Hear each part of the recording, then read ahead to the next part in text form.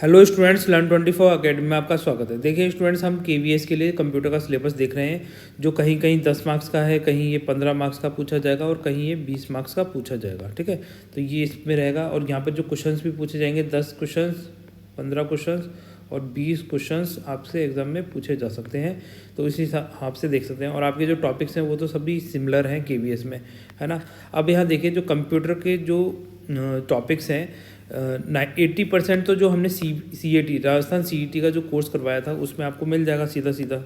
ठीक है, इसके अलावा जो 20% आपका एक्स्ट्रा सिलेबस था, जैसे इंफॉर्मेशन टेक्नोलॉजी हो गया, society Indian IT act, digital signature, application of information technology in government for governance, mobile, smartphone, information kiosk. ठीक है, तो ये वाले जो 20% टॉपिक हैं तो इनको हम देख रहे हैं।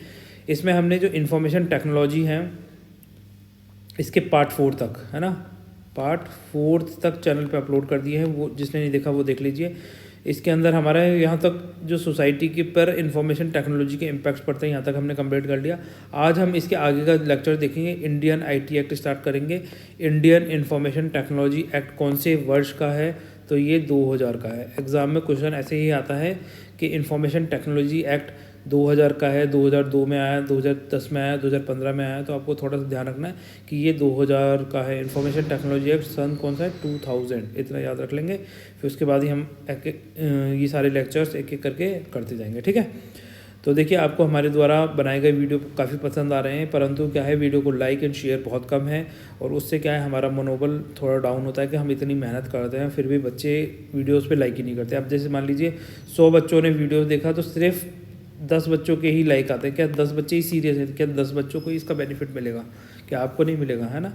तो वीडियो को लाइक एंड शेयर जरूर करें, उसी से ही हमें मोटिवेशन मिलता है। ठीक है, आ जाइए। अब देखिए, सूचना प्रौद्योगिकी अधिनियम 2000, ये आपको याद रखना है। ठीक है, कौन से ईयर का है? 2000 का है। अब ये जो अनेक्ट हुआ था, ये लॉ बन के आया आपके सामने कब? 9 जून 2000 को आया। ये डेट याद रखनी है, कब ये इम्प्लीमेंट होता है। इम्प्लीमेंटेशन डेट है इसकी 9 जून 2000। ठीक है, अब इसमें देखिए, सूचना प्रौद्योगिकी है, इंफॉर्मेशन टेक्नोलॉजी है। तो एक्ट बनाने की ज़रूरत क्यों पड़ी भाई? ये कानून की किताब लाने की ज़रूरत क्यों पड़ी? कानून की किताब लाने की ज़रूरत पड़ती है जैसे जैसे समाज के अंदर लोग क्या होते हैं, किसी भी चीज़ का दुरुपयोग करना चालू कर देते हैं, तो उसके लिए कानून लाया जाता है ना। कानून ऐसी चीज़ों के तो लिए नहीं लाया जाएगा ना जिस चीज़ का कोई दुरुपयोग ही नहीं करा होगा, कोई मिसयूज़ नहीं करेगा। आपको पता है कि यार इसमें कुछ नहीं होना है, तो उसका कानून लाने की जरूरत नहीं है। तो कानून लाने का मतलब यही है कि लोगों को रिस्ट्रिक्ट किया जाए, उनको अवेयर किया जाए। जो लोग नहीं जानते उनको अवेयर किया जाए कि आपके पास में इस तरह का कानून है, अगर कोई इस तरह का कोई उल्लंघन करता है तो उसके लिए उसको सज़ा भी मिल सकती है, दंड भी मिल सकता है, पनिशमेंट भी मिल सकती है। ठीक है, तो सूचना प्रौद्योगिकी अधिनियम में अगर कोई इस कानून का उल्लंघन करता है तो उसे कितने साल की जेल हो सकती है? Up to 3 years. ठीक है, 3 साल तक की जेल और 2 लाख रुपए तक का जुर्माना हो सकता है। ये इंपॉर्टेंट पॉइंट है। ठीक है, अगर कोई मान लीजिए सूचना प्रौद्योगिकी अधिनियम इसका कोई उल्लंघन करता है तो इसकी जांच करने के लिए कौन है? इसके लिए इंस्पेक्टर रैंक। कौन? इंस्पेक्टर। ठीक है, इंस्पेक्टर रैंक का ऑफिसर या हायर रैंक का ऑफिसर होना चाहिए, और हायर। ठीक है, हायर रैंक ऑफिसर।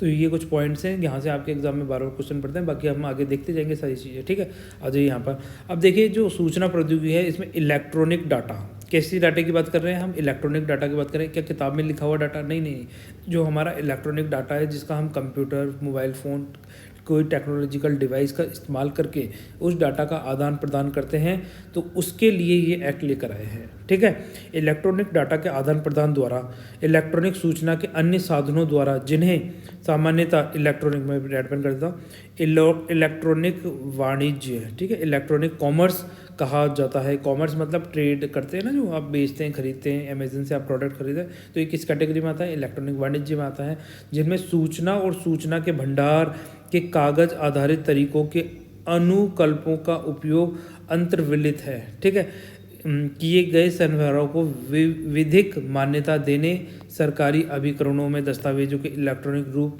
से फाइल करना, सुकर बनाना। इसमें सिंपल सी बात है कि जो कागज़ों का इस्तेमाल हो रहा था उसकी जगह पे अब क्या इसका इलेक्ट्रॉनिक माध्यमों का इस्तेमाल कर रहे हैं, तो उनको एक वैलिड डॉक्यूमेंट मानने के लिए ये जो हम कानून लेकर आए हैं इंफॉर्मेशन टेक्नोलॉजी एक्ट, तो ये क्या करता है, जो पहले कागज़ पेपर पे जिन्हें वैलिड माना जाता था, ठीक है, अब जो इलेक्ट्रॉनिकली आप कोई डॉक्यूमेंट सेंड कर रहे हैं, रिसीव कर रहे हैं, कोई ट्रेड कर रहे हैं, कुछ भी कर रहे हैं, ठीक है, कोई गवर्नमेंट ऑफिशियल मतलब कोई वेबसाइट पे जा रहे हैं और वहाँ कुछ रिकॉर्ड ढूंढ रहे हैं, तो वो जो रिकॉर्ड है वो भी जो गवर्नमेंट रिकॉर्ड है या फिर आपकी जो दस्तावेज हैं उनको गवर्नमेंट साइट पे अपलोड कर रहे हैं, तो उन्हें वैलिड करने के लिए ये एक्ट लेकर आया गया है, ठीक है।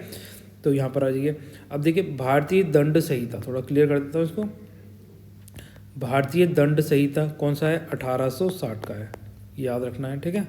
ये इनके ईयर भी पूछेगा, यहाँ पे सिर्फ इतना लिखा हुआ है परंतु आपको ईयर याद रखना है, ठीक है। भारतीय साक्ष्य अधिनियम कौन सा, 1872 का, ठीक है। साक्ष्य क्या होते हैं, एविडेंस होते हैं, ठीक है। इंडियन एविडेंस एक्ट बोला जाता है 1872। बैंकर बाही साक्ष्य अधिनियम, जो बैंकर रिकॉर्ड्स होते हैं उसका अधिनियम कौन सा है, 1891 है।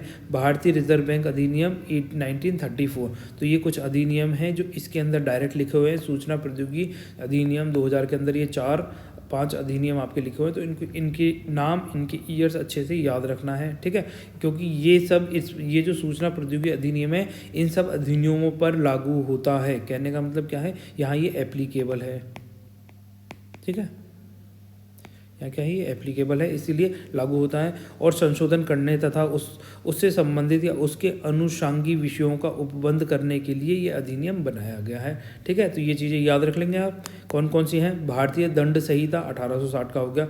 भारतीय साक्ष्य अधिनियम कौन सा हो गया, जो एविडेंस एक्ट है 1872 का हो गया, 1872, ठीक है।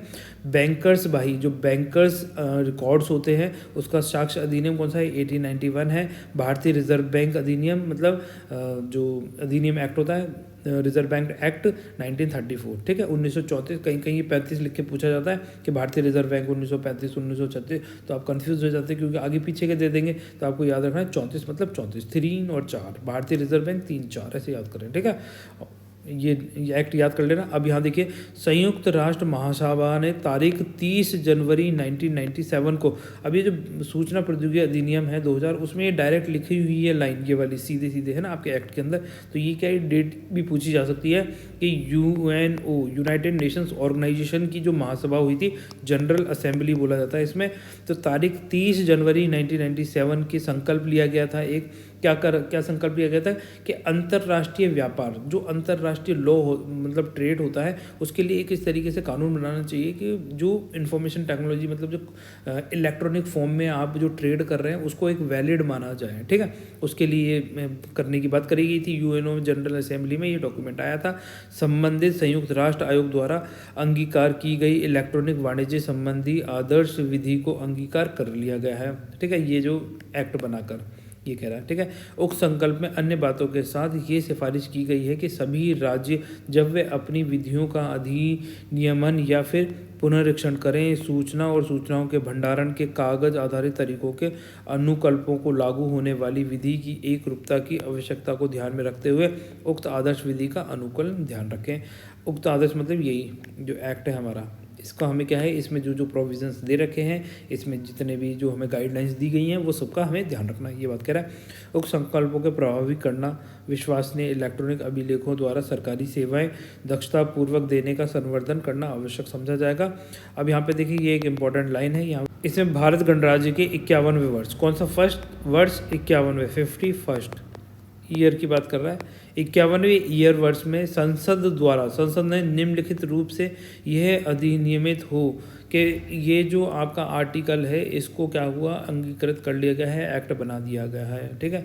आज इसके अंदर क्या दे रखा है, प्रारंभिक, संक्षिप्त नाम, विस्तार और लागू। अब ये जो एक्ट है इसका संक्षिप्त नाम क्या रहेगा, इसका संक्षिप्त नाम रहेगा सूचना प्रौद्योगिकी अधिनियम 2000, ठीक है, ये इसका नाम रहेगा। इसका विस्तार कहाँ करेगा, ये संपूर्ण भारत पर लागू होगा। इस अधिनियम में जैसा अन्यथा उपबंधित है उसके सिवाय ये किसी व्यक्ति द्वारा भारत के बाहर, इतना इम्पोर्टेंट है ये वाली लाइन, कि अगर कोई व्यक्ति भारत से बाहर रह रहा है तो क्या उस पर ये सूचना प्रौद्योगिकी अधिनियम 2000 लागू होता है, हाँ बिल्कुल होगा। बाहर किए गए किसी अपराध या इसके अधीन उल्लंघन को भी लागू करता है, ठीक है। अगर कोई व्यक्ति भारत से बाहर रह रहा है और उसने हमारे इंडियन IT एक्ट के किसी प्रोविज़न, किसी रूल का उल्लंघन किया है, तो क्या वो इस IT एक्ट के द्वारा पनिश किया जा सकता है, तो हाँ बिल्कुल पनिश किया जा सकता है, ठीक है। उस पर भी ये लागू होगा, उल्लंघन को लागू होता है, ठीक है। यह उस तारीख को प्रवर्त होगा जो केंद्र सरकार, कौन सी, सेंट्रल गवर्नमेंट अधिसूचना द्वारा नियत करे और इस अधिनियम के भिन्न भिन्न उपबंधों के लिए भिन्न भिन्न तारीखें नियत की जा सकेंगी और किसी ऐसे उपबंध में इस अधिनियम के प्रारंभ के प्रति किसी निर्देश का यह अर्थ लगाया जाएगा कि वह उस उपबंध के प्रारंभ के प्रति क्या है, निर्देश है। अब देखिए इस अधिनियम, ये बहुत ज़्यादा इंपॉर्टेंट पॉइंट है, यहाँ से आपके एग्जाम में क्वेश्चन पूछा जा सकता है। इस अधिनियम की कोई बात पहली अनुसूची में विनिर्दिष्ट दस्तावेज और सन व्यवहारों को लागू नहीं होगी। अभी कौन कौन सी सूचियाँ हैं आ जाइए आगे दिखाते हैं, उससे पहले एक लाइन पढ़ लेते हैं ये वाली। परंतु केंद्र सरकार राजपत्र में अधिसूचना द्वारा पहली अनुसूची का उसमें प्रविष्टियों को जोड़कर या हटाकर संशोधन कर सकेगी। अब उपधारा 5 की धारा 4 के अधीन जारी की गई प्रत्येक अधिसूचना संसद के प्रत्येक सदन के समक्ष रखी जाएगी। ये जो भी आप इसमें कुछ भी अमेंडमेंट करना चाहते हैं, कुछ भी करेंगे, जो भी इसमें चेंजेस लाना चाहते हैं, तो संसद के प्रत्येक सदन में, है ना। जैसे संसद के 2 सदन होते हैं, एक लोकसभा हो गया और दूसरा राज्यसभा हो गया, तो ये दोनों सदनों में क्या होगा, इसको प्रेजेंट करना रखना जरूरी होगा। ये नहीं कि एक सदन से इसे पास करा लिया तो ये पास माना जाएगा, ऐसा नहीं। दोनों सदनों से पास होना चाहिए, प्लस प्रेसिडेंट के हस्ताक्षर होने चाहिए, तब इसे कंप्लीट माना जाएगा। अब देखिए पहली अनुसूची में वे दस्तावेज जो जिनको इस अधिनियम में लागू नहीं होगा, कौन कौन से, ये वाले दस्तावेज दे रखे हैं, 5 पॉइंट दे रखे हैं। यहाँ से आपके एग्जाम में एक क्वेश्चन आ सकता है, बिल्कुल 100% गारंटी रहती है, ठीक है। दस्तावेजों का, सनव्यवहारों का वर्णन। अब इसमें देखो ये नाम बता रखे हैं, जैसे पर काम्य लिखित अधिनियम 1881। अब इस तरीके से क्या, ये हिंदी के नाम तो पढ़कर अगर आपको याद रह जाए तो ठीक है। जैसे यहाँ पे लिखा हुआ भारतीय न्यास अधिनियम 1882, ठीक है। भारतीय उत्तराधिकार, अरे यहाँ इंग्लिश में आपको बता देता हूँ, ठीक है। मैं हिंदी की जगह इंग्लिश में भी लेकर आया हूँ, इसीलिए आपके nothing in this act shall be applicable to. तो ये जो एक्ट, वो जो एक्ट है कौन सा, इंडियन IT एक्ट 2000 की बात कर रहा है, ठीक है। अब इस एक्ट के प्रोविज़न कहाँ एप्लीकेबल नहीं होंगे, इन एक्ट्स पर एप्लीकेबल नहीं होंगे, कौन कौन से, द नेगोशिएबल इंस्ट्रूमेंट एक्ट 1881, ठीक है। नेगोशिएबल इंस्ट्रूमेंट एक्ट कौन कौन से होते हैं, जैसे मान लीजिए आपके बॉन्ड पेपर है, आपने बॉन्ड आज दिया, बॉन्ड खरीद लिया किसी कंपनी का 90% की रेट पर, ठीक है। और जब कंपनी की ये क्या करेंगे, 1 साल बाद इसने गारंटी दी है कि ये आपको 120% की रेट से वापस खरीद लेगा ये आपसे, ठीक है। तो अब ये क्या हो, नेगोशिएट हो गए ना, 90% की जगह पे 120। तो इस तरीके से क्या होता है, जो भी नेगोशिएबल इंस्ट्रूमेंट एक्ट हैं 1881 के, उस पर ये लागू नहीं होंगे। कौन से, इंडियन IT एक्ट 2000 के लागू नहीं होंगे, ठीक है। दूसरा, the power of attorney general act, जो अटॉर्नी जनरल की पावर है उस पर भी ये लागू नहीं होंगे 1882। द इंडियन ट्रस्ट एक्ट, जो इंडियन ट्रस्ट एक्ट है 1882 का, इस पर भी लागू नहीं होंगे। द इंडियन सक्सेशन एक्ट, जो प्रॉपर्टी सक्सेशन है, जैसे मान लीजिए एक पिताजी होते हैं, फिर उनका बेटा होता है, वो सक्सेस कर लेता है, उस प्रॉपर्टी का वारिस बन जाता है, तो इंडियन सक्सेशन एक्ट 1925 पर भी ये लागू नहीं होंगे, इंडियन IT एक्ट 2000, ठीक है। एनी कॉन्ट्रैक्ट, अगर कोई कॉन्ट्रैक्ट किया गया है तो उस पर भी ये लागू नहीं होंगे। परंतु यहाँ पर ये रखा है, परंतु क्या होगा, सेंट्रल गवर्नमेंट ऑफिशियल गजट में इस तरह के डॉक्यूमेंट्स या फिर ट्रांजैक्शन को नोटिफाई कर सकती है जहाँ पर ये एक्ट लागू हों। ऐसा नहीं है कि पूरी तरीके से यहाँ पर आपको क्या दे रखी है, मतलब छूट दे रखी है, ऐसा नहीं है। यहाँ पर क्या है, सेंट्रल गवर्नमेंट को अगर लगता है कि वो जैसे power of attorney general act के किसी प्रोविज़न या पूरे के पूरे एक्ट पर ये जो इंडियन IT एक्ट 2000 है इनको लागू करना चाहे, तो इन एक्ट्स में से किसी भी एक्ट पर लागू कर सकती है, सभी एक्ट पर लागू कर सकती है, परंतु उसे क्या करना होगा, ऑफिशियल गजट में इस तरीके का एक नोटिफिकेशन जारी करना होगा, ठीक है। तो परंतु अभी तक क्या है, ये एप्लीकेबल नहीं है, तो इनको याद कर लीजिए कौन कौन से कहाँ इंडियन IT एक्ट 2000 के प्रोविज़न किन एक्ट्स पर लागू नहीं होते हैं। Negotiable instrument act 1881, power of attorney general act 1882, Indian trust act 1882, Indian succession act 1925 और एनी कॉन्ट्रैक्ट, कोई भी कॉन्ट्रैक्ट हो तो उस पर भी लागू नहीं होंगे, ठीक है। अब देखिए स्टूडेंट्स, वो सारे एक्ट आप वापस से हिंदी में पढ़ सकते हैं, क्योंकि हिंदी में भी आपको याद रहेंगे, है ना। तो पहला हो गया प्रकाम्य लिखित अधिनियम 1881, जिसे क्या बोला गया, इंडियन नेगोशिएबल एक्ट। दूसरा क्या बोला गया, मुख्तारनामा अधिनियम 1882, जिसे क्या बोला गया, power of attorney general act 1882। तीसरा हो जाएगा भारतीय न्यास अधिनियम 1882, ये हो जाएगा इंडियन ट्रस्ट एक्ट 1882, न्यास ट्रस्ट, है ना।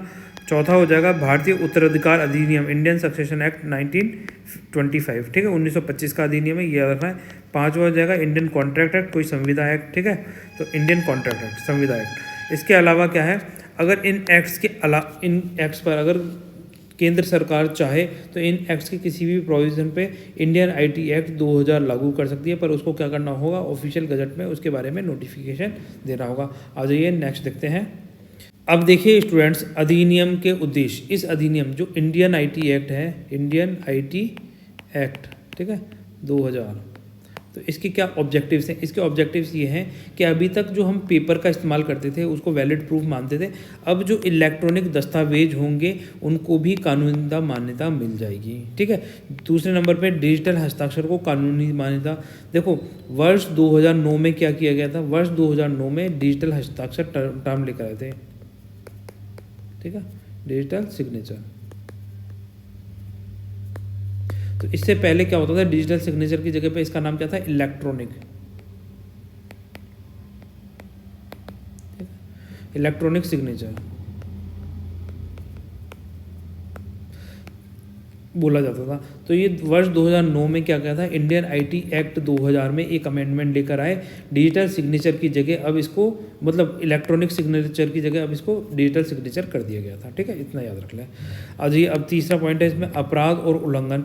अब जैसे मान लीजिए कोई इंडियन आईटी एक्ट के किसी प्रोविज़न का उल्लंघन करता है, या फिर इंडियन आईटी एक्ट में जो जो प्रोविजंस लिखे हुए हैं उसके अकॉर्डिंग वो अपराध की कैटेगरी में आता है, तो उसको क्या किया जा सकता है, पनिश किया जा सकता है, ठीक है, पनिशमेंट दी जा सकती है। अब ये पनिशमेंट कैसी होगी, अप टू 3 ईयर्स, 3 साल तक की जेल, ठीक है, और 2 लाख रुपीज़ तक का जुर्माना ये दिया जा सकता है, ठीक है। अब ऐसे पनिशमेंट के लिए कोई जांच करेगा तो वो कौन करेगा, ये पीछे बता देता, inspector rank, inspector rank officer, ठीक है, इंस्पेक्टर रैंक ऑफिसर करेगा ये, और हायर ऑफिसर, इंस्पेक्टर रैंक से अगर हायर ऑफिसर है तो वो कर सकता है, हायर ऑफिसर। इस तरह के कानून के उल्लंघन की जांच कौन करेगा, तो ये टर्म्स पूछे जा सकते हैं, इनको थोड़ा सा याद रखना है। अब देखिए साइबर अपराधों के लिए न्याय व्यवस्था, जो आपके साइबर, आपने क्या करा है, जो साइबर बोलते हैं ना इसमें, साइबर क्राइम, ठीक है, अगर इस तरह का कोई साइबर क्राइम किया है, उससे अगर कोई रिलेटेड है तो उसके लिए न्याय व्यवस्था का पूरा प्रोविज़न किया गया है। इसके लिए क्या जोड़ा गया है, एक सेक्शन जोड़ा गया है 66F, उसके अंदर ये सारे प्रोविज़न किए गए, तो हम इनको आगे चल के देखेंगे। आ जाइए नेक्स्ट चलते हैं। यहाँ पे देखिए इतिहास, थोड़ा सा इसके बारे में जान लेते हैं पहले, जो अपन पीछे पढ़ के आए उसको थोड़ा रिटर्न में भी पढ़ लेते हैं, जिससे आपको थोड़ा और कॉन्फिडेंस आए एग्जाम के लिए। देखो सूचना तकनीकी कानून 9 जनवरी 2000 को पेश किया गया था। 30 जनवरी 1997 को संयुक्त राष्ट्र की जनरल असेंबली में प्रस्ताव संख्या, इसमें प्रस्ताव संख्या भी देख लें एक बार, 51/162 द्वारा सूचना तकनीकी की आदर्श नियमावली, जिसे United Nations commission of international trade law के नाम से जाना जाता है, पेश किया जाने के बाद सूचना तकनीकी कानून 2000 को पेश करना अनिवार्य हो गया था। संयुक्त राष्ट्र की इस नियमावली में संवाद के आदान प्रदान के लिए सूचना तकनीकी या कागज़ के इस्तेमाल को समान महत्व दिया गया, ठीक है, ये पॉइंट इंपॉर्टेंट है, इसको याद रख सकते हैं। संयुक्त राष्ट्र की इस नियमावली में जो संवाद, जो अपन कम्युनिकेशन करते हैं उसके आदान प्रदान के लिए जो सूचना, इंफॉर्मेशन टेक्निक या फिर कागज़ के इस्तेमाल को एक समान महत्व दिया गया, मतलब इक्वल बना दिया गया। आपने मान लीजिए एक पेपर पे कुछ लिखा, ठीक है, और बताया कि ये सारी चीज़ें, और आपने क्या हुआ, एक टैबलेट होता है, मोबाइल फ़ोन होता है, उसमें एक प्रिंटेड डॉक्यूमेंट भेज दिया, ठीक है, तो वो और जो पेपर पे लिखा हुआ है इन दोनों की अब सेम वैलिडिटी होगी, सेम इनका तरीके से इनको ट्रीट किया जाएगा, है ना, इक्वली बना दिया इनको। सभी देशों में इसे मानने की अपील की गई। सूचना तकनीकी कानून 2000 की प्रस्तावना में ही हर ऐसे लेन देन को कानूनी मान्यता देने की बात उल्लिखित है जो इलेक्ट्रॉनिक कॉमर्स के दायरे में आता है और जिसमें सूचनाओं के आदान प्रदान के लिए सूचना तकनीक का इस्तेमाल हुआ है। इलेक्ट्रॉनिक कॉमर्स सूचना के आदान प्रदान और उसके संग्रहण के लिए कागज़ आधारित माध्यमों के विकल्प के रूप में इलेक्ट्रॉनिक माध्यम का इस्तेमाल करता है। इसकी सरकारी संस्थानों में भी इलेक्ट्रॉनिक माध्यम के दस्तावेजों का आदान प्रदान संभव हो सका है। इंडियन पेनल कोड 1860 जो अपन ने पीछे देखा, ठीक है, Indian evidence act 1872, bankers books act 1891 and reserve bank of India act 1934, तो इसके प्रोविजंस कहाँ लागू होते हैं, इन सब पर लागू होंगे। अथवा इसे प्रत्यक्ष या परोक्ष रूप से जुड़े किसी भी कानून में संशोधन में भी इन दस्तावेजों का उपयोग हो सकता है, ठीक है। आ जाइए, संयुक्त राष्ट्र जनरल असेंबली 30 जनवरी 1997 को प्रस्ताव संख्या कौन सी, इन्होंने क्या था 30 जनवरी 1997 को एक प्रस्ताव भेजा था, किसने, संयुक्त राष्ट्र की जनरल असेंबली ने, UNOGA, ठीक है, यूनाइटेड नेशन ऑर्गेनाइजेशन की जनरल असेंबली ने एक प्रस्ताव भेजा 30 जनवरी 1997 को। और इस प्रस्ताव में इन्होंने क्या कहा, इन्होंने कहा कि अभी तक जो अभी ट्रेड एंड कॉमर्स करते हैं, जो आप सेल एंड परचेज करते हैं, तो अभी पेपर की ज़रूरत पड़ती थी, अब पेपर की जगह पर आप ऑनलाइन मीडियम इलेक्ट्रॉनिक माध्यम का इस्तेमाल कर रहे हैं, तो इसके लिए कानून होना चाहिए जिसे रेगुलेट करना चाहिए और सभी देशों को उस कानून को पालन करना चाहिए। मतलब जो ये IT एक्ट 2000 लेकर आ रहे हैं, तो उसके तहत ही अपने जो संशोधन करना है या फिर जो भी कानून बनाने, वो इस प्रकार बनाए कि वो सभी देशों के लिए समान तरीके से कारगर रहे। इस तरह की बात करी थी, आज ये इसको पढ़ लेते हैं। देखिए, इसके तहत ये 51/162 के तहत जो प्रस्ताव संख्या थी, इसके तहत United Nations commission on international law द्वारा अनुमोदित मॉडल, इन्होंने क्या है इस लॉ का, इस कानून का एक मॉडल प्रस्तुत किया था कि ये इंफॉर्मेशन टेक्नोलॉजी का कानून होना चाहिए, तो उसे इलेक्ट्रॉनिक कॉमर्स से संबंधित आदर्श कानून को अपनी मान्यता दे दी। इस कानून में सभी देशों से यह अपेक्षा की जाती है कि सूचना के आदान प्रदान, जो इन्फॉर्मेशन का एक्सचेंज कर रहे हैं, उसके संग्रहण, जो मतलब कलेक्शन, या फिर आप क्या कर रहे हैं, कागज आधारित माध्यमों के विकल्प के रूप में इस्तेमाल की जा रही तकनीकों से संबंधित कोई भी कानून बनाए या उससे संशोधित करते समय वे इसके प्रावधानों का ध्यान रखेंगे। किसका ध्यान रखेंगे, जो यहाँ पर अनुमोदित मॉडल प्रेजेंट किया था संयुक्त राष्ट्र की यूनाइटेड नेशन की जनरल असेंबली ने। तो जब भी आप कानून बनाएंगे कोई भी दे, तो वो इस जो अनुमोदित मॉडल है इसको मेंशन करेगा कि इन्होंने जो क्राइटेरिया बताए कि कानून किस तरीके से होना चाहिए, क्या प्रोविज़न होने चाहिए, तो उन सब का ध्यान रखते हुए सभी देश अपना कानून बनाएंगे। ये वाली बात कह रहा है, ताकि सभी देशों में कानून में एक रूपता, यूनिफॉर्मिटी बनी रहे, सभी जगह के कानून एक जैसे रहेंगे। जैसे उन्होंने एक एक्ट लिख दिया कि जो ऑनलाइन ट्रेड करते समय अगर मान लो किसी ने चोरी करी है, नकली बिल भेज दिया, तो उसके लिए ये सज़ा है 1 साल की, तो सभी देशों में 1 साल की ही सज़ा होनी चाहिए। मतलब इस तरीके से कानून बनाना, कहने का मतलब ये है। सूचना तकनीकी कानून 17 अक्टूबर 2000 को अस्तित्व में आया था। कब आया था, 17 अक्टूबर 2000 अस्तित्व में आया था। इसमें 13 अध्यायों में विभक्त 94 धाराएं हैं। 27 अक्टूबर 2008 को इस कानून को एक घोषणा द्वारा संशोधित किया गया। अब देखिए यहाँ पर ये इंपॉर्टेंट लाइन है, मैं थोड़ा सा इसको क्लियर कर देता हूँ जिससे आप इनको समझ सकें, और पेन भी रेड कर देता हूँ, ठीक है। अब देखिए, इसे 5 फरवरी 2009 को फिर से संशोधित किया गया। कौन सी ईयर में अमेंडमेंट किया गया, 2009 के अंदर इसमें अमेंडमेंट किया गया।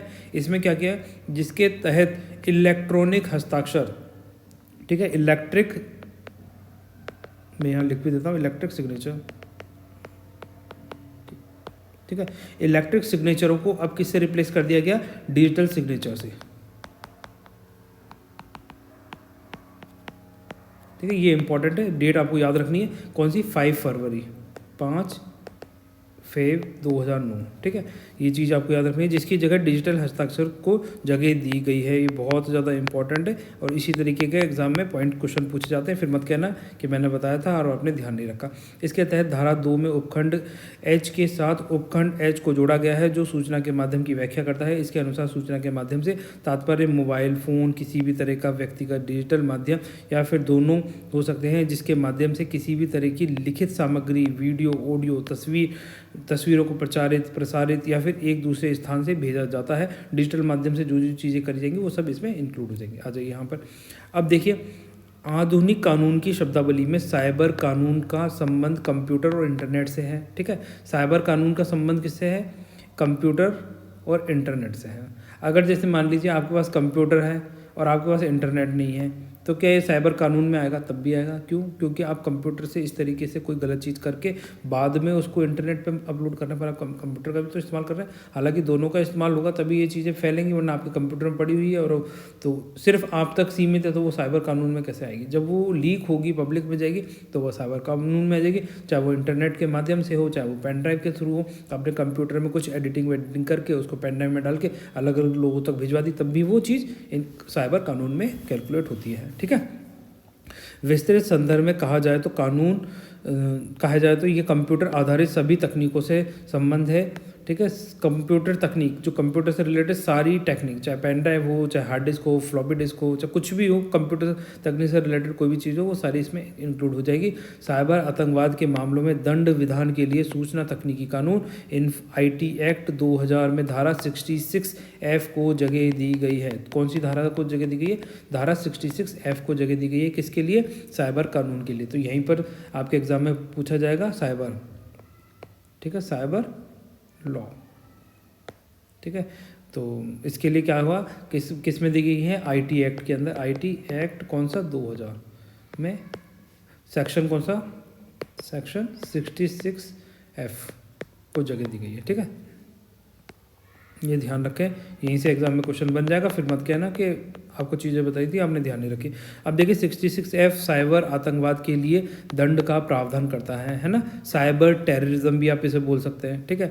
तो यदि कोई भारत की एकता, अखंडता, सुरक्षा, संप्रभुता को भंग करने या इसके निवासियों को आतंकित करने के लिए किसी अधिकृत व्यक्ति को कंप्यूटर के इस्तेमाल से रोकता है या रोकने का कारण बनता है, जैसे मान लीजिए आप कोई कंप्यूटर पर काम कर रहे हैं, अब उसने क्या करा, आपका कंप्यूटर पूरी तरीके से हैक कर लिया और आपकी ID से किसी को थ्रेटनिंग मैसेज भेज दिया, तो ये साइबर क्राइम आतंकवाद में ही तो आएगा सीधे सीधे, ठीक है।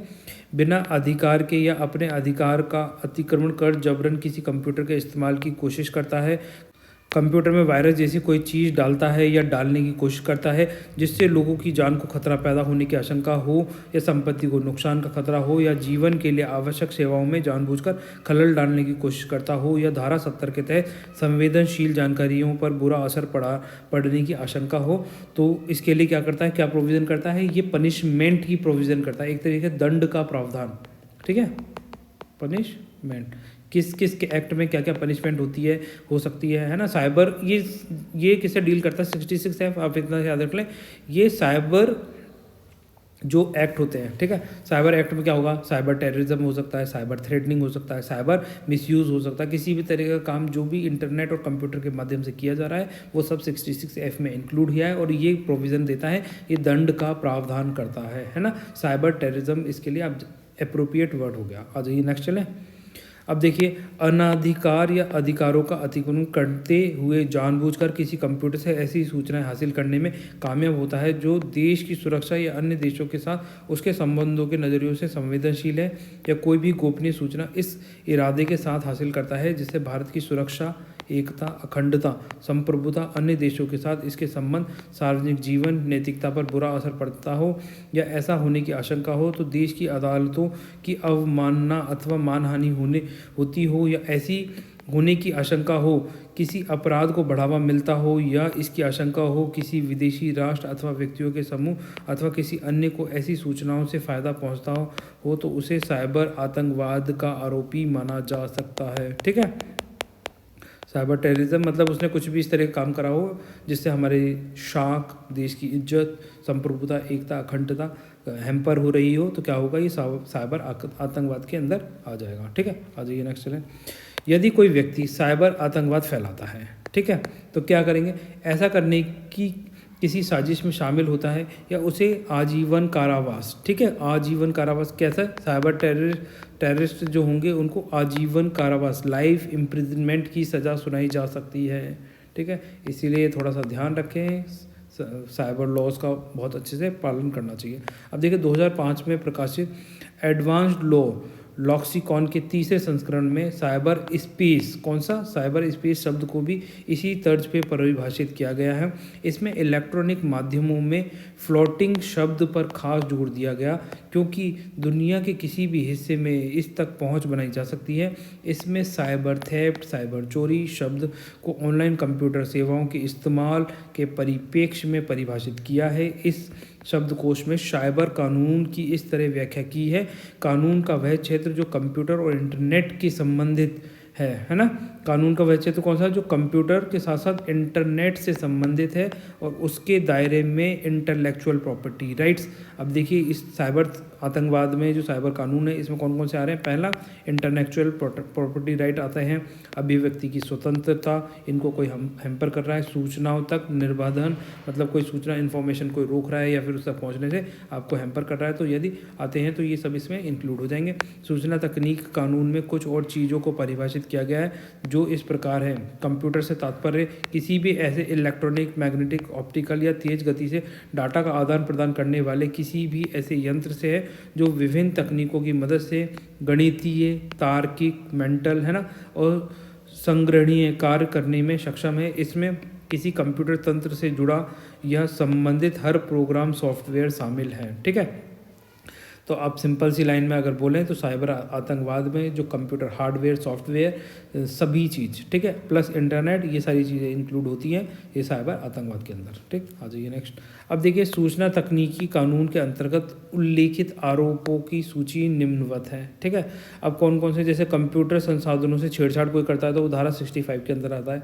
बस ये पढ़ लें, थोड़ा सा याद रखना चाहे तो रख लें, क्योंकि कई बार ये भी पूछ लिया जाता है जैसे साइबर आतंकवाद के लिए दंड कौन सी धारा में दे रखा है, तो ये धारा 66F के अंदर दे रखा है। इस तरीके से पूछ लेते हैं, सारे नहीं पता हो पर कुछ एक आध तो याद कर ही लें इनमें से। ठीक है, कंप्यूटर में संग्रहित डाटा के साथ छेड़छाड़ कोई कर रहा है तो धारा 66 हो जाएगी। संवाद सेवाओं, जो कम्युनिकेशन सर्विसेज होती हैं, उसके माध्यम से प्रतिबंधित सूचनाएं भेजने के लिए दंड का प्रावधान 66A, ये बहुत ज़्यादा चलता है। ठीक है, ये न्यूज़ रिपोर्टिंग और इसमें ये चलता है। संवाद सेवाओं में माध्यम से प्रतिबंधित सूचनाएं, मान लीजिए कोई इन्फॉर्मेशन है, कोई जगह के बारे में, जैसे जम्मू एंड कश्मीर के बारे में इन्फॉर्मेशन अपलोड करना, डालना प्रतिबंधित कर रखा है, तो ये किसके अंदर आएगा, धारा 66A के अंदर आएगा, है ना। कंप्यूटर अन्य किसी इलेक्ट्रॉनिक गैजेट से चोरी की गई सूचनाओं को गलत तरीके से हासिल करने के लिए दंड 66B में बता रखा है। ठीक है, किसी की पहचान चोरी करने के लिए दंड का प्रावधान 66C। आपने मान लीजिए कंप्यूटर पर किसी और के नाम से आईडी बना ली तो वो कौन सी धारा में आ जाएगा, वो 66C में आ जाएगा। ठीक है, उसकी पहचान ही तो चुरा रहे हैं और फिर उल्टे सीधे कमेंट्स भेज रहे हैं, डाल रहे हैं, तो ये साइबर क्राइम के अंदर आता है और इसमें आजीवन कारावास हो सकती है, समझ रहे हो, तो इसलिए पढ़ना ज़रूरी है। अपनी पहचान छुपाकर कंप्यूटर की मदद से किसी के व्यक्तिगत डाटा तक पहुँच बनाने के लिए दंड का प्रावधान 66D के अंदर है। अब जैसे मान लीजिए कोई एक लड़का है, उसने किसी लड़की के नाम से आईडी बना ली, अब उस लड़की से उसने दोस्ती कर ली और उस लड़की ने कंप्लेंट करी तो 66D के अंदर उसके ऊपर फाइल केस चार्ज किया जा सकता है। ठीक है, किसी की निजता भंग करने के लिए दंड का प्रावधान। ठीक है, अगर किसी ने मान लीजिए उसकी प्राइवेसी, अगर जैसे मान लीजिए एक लड़का है एक लड़की है, दोनों क्या कर रहे हो, जो होटल होता है उसके बगीचा, उसके गार्डन में बैठे हुए हैं, ठीक है, शांति से बैठे हुए। अब आपने क्या करा, 4 लड़के भेजकर उनको डरा दिया, तो ये भी इसी के अंदर आता है। या आपने क्या करा, अपने बालकनी से उनकी फ़ोटो खींच ली और फिर इस तरीके से अपलोड करी कि उन्होंने इस पर केस दायर कर दिया, इसने हमारी प्राइवेट फ़ोटो खींची, हम प्राइवेटली अपना टाइम स्पेंड कर रहे थे, तो वो निजता के अंदर ही आ जाएगा, निजता भंग कर दी इसने, इस बंदे ने, ठीक है, वो फ़ोटो खींच कर। तो इस तरीके से कोई भी कार्य किसी दूसरे के जीवन में नहीं घुसना चाहिए, अपने जीवन तक रखें ये सारी चीज़ें। अब देखिए स्टूडेंट्स, आपत्तिजनक सूचनाओं के प्रकाशन से जुड़े प्रावधान कौन से में है, 67, धारा 67 में दे रखा है। आपत्तिजनक सूचनाएं कौन सी हैं, जिनसे यह आपत्ति है कि उनसे समाज, सोसाइटी में क्या होता है, किसी की इमेज खराब हो सकती है, दंगे भड़क सकते हैं, ठीक है, हैम्पर हो सकता है। इमेज कैसे खराब होगी, जैसे मान लीजिए किसी लड़की का रेप हो गया है, ठीक है, लड़की महिला इस तरीके किसी का हो गया, अब आप उसकी ना फोटो वीडियोज़, नेम, ये चीज़ें क्या है, पब्लिश नहीं कर सकते हैं। अगर किसी ने करा तो वो धारा 67 के तहत कानूनन दंडनीय होगा, उसको दंड दिया जा सकता है, ठीक है, क्योंकि इससे आप है ना उस महिला स्त्री की क्या इज्जत उछाल रहे हैं एक तरीके से, इसलिए ये आपत्तिजनक सूचनाओं में आता है। आप दंगे नहीं भड़का सकते, लोगों के सेंटीमेंट हर्ट्स नहीं कर सकते। अब देखिए इलेक्ट्रॉनिक माध्यम से सेक्स, ठीक है, इलेक्ट्रॉनिक माध्यम का ध्यान रखना, ठीक है। अश्लील सूचनाओं की प्रकाशित या प्रसारित करने के लिए दंड का प्रावधान किस में दे रखा है, धारा 67A के अंदर दे रखा है।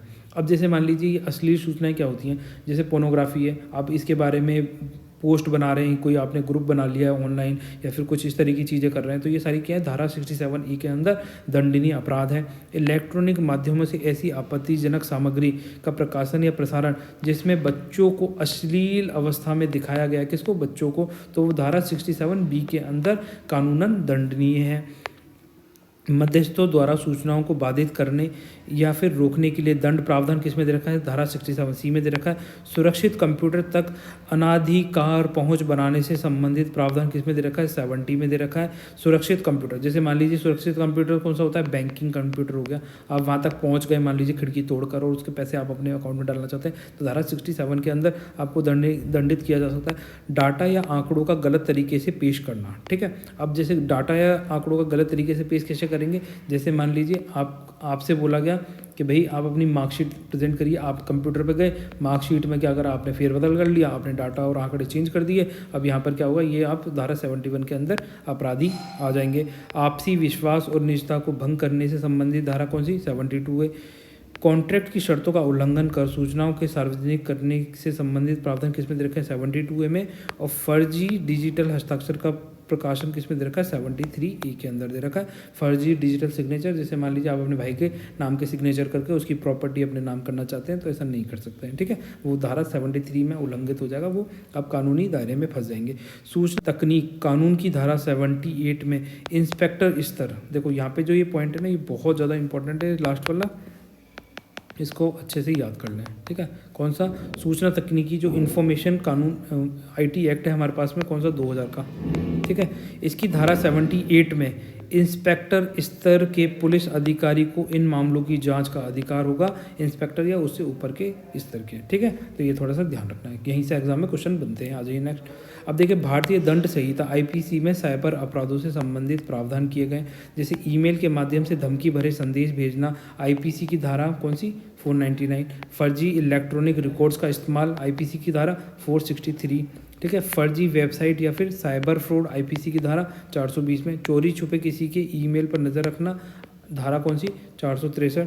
वेब जेगिंग, अब वेब जेगिंग क्या होता है? वेब जेगिंग होता है वेबसाइट हैक कर लेना, किसी के कंप्यूटर में अनाधिकृत पहुंच बना लेना। अरे मैं दिख नहीं रहा क्या? एक सेकंड रुको, मैं आ जाता हूँ। ऐसी क्या बात है, कॉपी कर लेते हैं यहाँ से, हालांकि वैसे भी अपनी लास्ट स्लाइड बची है, ठीक है। आ जाइए, वेब जैगिंग हो गया, ठीक है। ईमेल का गलत इस्तेमाल, IPC की धारा 500। दवाओं का ऑनलाइन बेचना, NDPS एक्ट है ना। हथियारों का ऑनलाइन बिक्री, आर्म्स एक्ट, ठीक है। तो ये किसके अंदर आता है? आर्म्स एक्ट के अंदर आएगा। तो ये कुछ धाराएं हो गई IT एक्ट से रिलेटेड, तो यहाँ आप देख सकते हैं, और इससे रिलेटेड क्वेश्चंस भी एक पूछ लेते हैं। चलो अब देखिए स्टूडेंट, जाने से पहले आपसे पूछ लेते हैं क्वेश्चन। पहला क्वेश्चन है इंडियन IT एक्ट, ठीक है। इंडियन IT एक्ट 2000 कब से लागू हुआ, ठीक है। तो आपको बताना है कब से लागू हुआ। ऑप्शन हो जाएंगे A, चलो आपको वैसे ही पता है, वैसे बता देता हूँ, 9 जून 2000। ऑप्शन B हो जाएगा 17 अक्टूबर 2000, ठीक है। इन दोनों में से ही बताइए, क्योंकि ये बहुत ज़्यादा इंपॉर्टेंट है, कन्फ्यूज़न बिल्कुल नहीं रहना चाहिए। क्वेश्चन नंबर 1 हो गया। क्वेश्चन नंबर 2 देखते हैं। बताइए, जो इंडियन IT एक्ट है, ठीक है, IT एक्ट 2000, ठीक है, तो ये किन किन पर लागू होता है इनमें से, ठीक है। Option number A,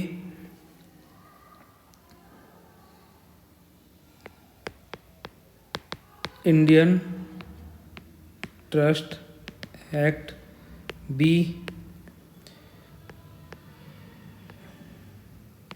reserve bank of India. तीसरा C ऑप्शन हो जाएगा स्टेट बैंक ऑफ इंडिया, ठीक है। और चौथा ऑप्शन हो जाएगा इसमें कॉन्ट्रैक्ट एक्ट। तो आपको बताना है इंडियन IT एक्ट इनमें से किस पर एप्लीकेबल होता है।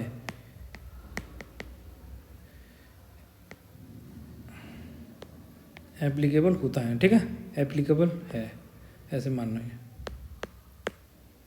तो ये वाला बताना, ये 2 क्वेश्चन हो गए। आ जाइए नेक्स्ट क्वेश्चन पे चलते हैं। अब देखिए स्टूडेंट्स, प्रश्न नंबर 3, ठीक है। अब जैसे मान लीजिए किसी की निजता भंग करने के लिए दंड के प्रावधान कौन सी धारा में दे रखे हैं, ठीक है। मैं इसको इंग्लिश में लिख देता हूँ यहाँ पे, प्राइवेसी ब्रीच, बी, ठीक है। अगर जैसे मान लीजिए किसी ने किसी की निजता भंग करने के लिए कुछ भी एक्ट किए हैं, ठीक है, तो इसको जो पनिशमेंट दी जाएगी, है ना, कौन सी धारा के अकॉर्डिंग दी जाएगी, आपके सामने 4 ऑप्शन है। ऑप्शन ए धारा, हिंदी में बोलेंगे तो आर्टिकल, इंग्लिश में बहुत सारी, ठीक है, आर्टिकल 66E के अंदर। ऑप्शन बी हो जाएगा वही धारा, ठीक है, आर्टिकल, ये लिख देता हूँ यहाँ पर 66B। सी हो जाएगा धारा, है ना, आर्टिकल 66 ई कर देते हैं और डी कर देते हैं धारा, ठीक है, आर्टिकल 66D। तो बताइए इनमें से कौन सी धारा के तहत अगर किसी ने किसी की निजता भंग करी है तो उसे दंड का प्रावधान दिया जा सकता है, कौन सी धारा के तहत दिया जाएगा, ठीक है। तो ये 3 क्वेश्चन हो गए आपके लिए। तो इसके अकॉर्डिंग आपको क्या करना है, देखो क्वेश्चन के आंसर आप लोग दे नहीं रहे हो और आपको लेक्चर्स चाहिए, तो भाई क्वेश्चन के आंसर दोगे तभी तो आप एग्जाम में कॉन्फिडेंस फील करोगे ना। और जब आप क्वेश्चन के आंसर देते हो तभी तो मुझे पता चलता है कि यू आर सीरियस कैंडिडेट और नॉट। हालांकि देखो मैं तभी मेहनत करूं कि जब सामने वाला बंदा भी सीरियस हो, सिर्फ सामने वाला बंदा सीरियस ना हो और मैं सिर्फ मेहनत करता रहूं अपनी तरफ से। तुम चाहते हो कि मैं ही पढ़ता रहूं, मैं ही पढ़ाता रहूं, ठीक है, और मैं एग्ज़ाम देने जाऊंगा, तुम्हें लगता है क्या मैं एग्ज़ाम देने जाऊंगा, ठीक है। तो मैं कोई KVS की तैयारी कर रहा हूँ, है ना। तो आप लोग तैयारी कर रहे हैं तो इसलिए बेटा सब लोग है ना मेहनत करें खूब मन लगाकर और सभी क्वेश्चंस के आंसर दें। और आपका अगर मन नहीं लग रहा है आंसर देने में तो आप वहाँ कमेंट सेक्शन में ऐसे लिख दीजिए, सर मेरा मन नहीं करता आंसर देने का, ठीक है, आप ऐसे लिख देंगे वो ज़्यादा अच्छा लगेगा, ठीक। तो फिर मिलते हैं नेक्स्ट लेक्चर में, तब तक के लिए बाय। देखो मजाक की बात नहीं है, आपका एग्ज़ाम बहुत जल्दी है, 2 मार्च को एग्ज़ाम है, तो उस हिसाब से तैयारी करें और बहुत अच्छे से मेहनत करें। अगर आपकी कोई भी प्रॉब्लम है, कोई शंका है, तो आप हमें मेल भी कर सकते हैं learn24academy@gmail.com पे, जो आप कमेंट सेक्शन में नहीं लिख सकते, ठीक है। हालांकि आप कमेंट में भी लिखेंगे तो हम उसका आंसर वहाँ भी दे देंगे आपको, ठीक है। तो गाइस मिलते हैं नेक्स्ट लेक्चर में, तब तक के लिए बाय। आप सब लोग खुश रहिए।